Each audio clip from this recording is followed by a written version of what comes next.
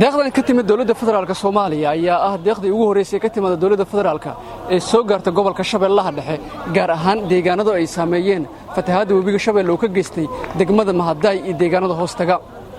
waxaana wafdiga deeqdan wada hogaaminayay wasiirka boostada iyo isgaarsiinta ee xukuumadda federaalka Soomaaliya Cabdi Canshuur Xasan iyo madaxweynaha dawlad goboleedka Hirshabeelle Maxamed Cabdi Waare oo maanta ka yimid magaalada Muqdisho ee caasimadda dalka Soomaaliya isla markaana ka soo dejiyay deeqda ay wadaan garoonka diyaaradaha gobolka Shabeellaha Dhexe waana deeq loogu talagalay degmada Mahadaay iyo deegaanada hoostaga gaar ahaan dadka oo fatahaaduhu ay saameeyeen gudoomiyaha gobolka Shabeellaha Dhexe Axmed Meyri Makaraan iyo gudoomiye ku-xigeenka koowaad ee baarlamaanka Hirshabeelle Cabdi Xuseen Geedi ayaa ugu horreyn warbaahinta la hadlay waxayna sheegeen in gurmadyo kale oo kala duwan inay u baahan yihiin dadka ku nool gobolka Shabeellaha Dhexe biyaha hadda Mahadaay ku jiro qaybo kamid waxay bixin fasalkii hore dadkii uma bixin dalagii ay sugayeen uma bixin haddana isla roobkii ku yimid dalagii uma bixin dadkina biyaha waxay ku go'doonshay webiga iyo waxay u dhaxeen biyihii inta ka dhaxla magaalooyinkii safar uma soo aadi karaan bannaankii kama soo shaqaysan karaan meel uma bixi karaan dhibaatooyinka ugu waaweyn ay qabaan dadkaas marka waxa dareemi kartaa marka in dad intaas ku jira go'doon inay marka ay joogaan macluul iyo maarta dhibaato Shabeellada Dhexe saad ogsoontihiin kanaalo badan baa ku yaala tuulooyin aad u fara badan oo yareen baa jira meel aan laga soo qaylin ma jirto meel waxaa jira tuulooyin go'doonna oo biyihii ku hareeraysan yihiin sidaasina warfanta gula siinayay oo doon wax loogu geynayo haddana weli halis ugu jira inay gudaha usii galaan oo u baahan in aad loogu gurmado u baahan meeshan waxaa weye tuulo aan laga soo qaylan ma jirto waadna garan kartaan tuulooyinkan magaalooyin weyn waaye waa mataqaan aad u ballaaran yihiin wax yar ma ahan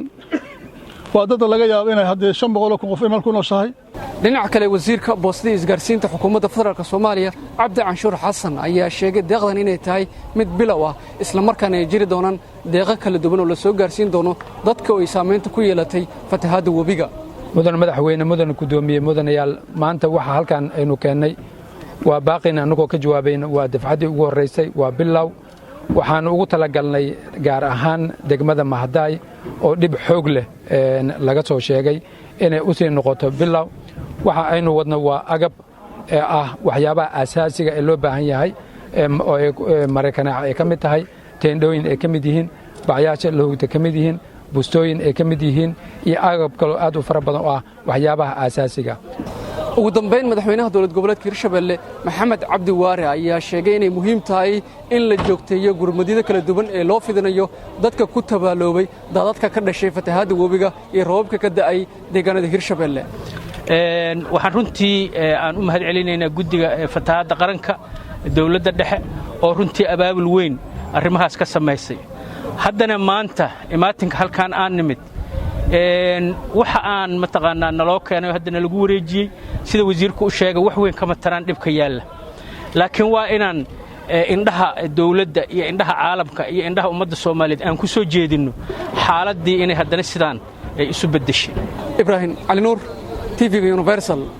garoonka diyaaradaha gobolka Shabeellaha Dhexe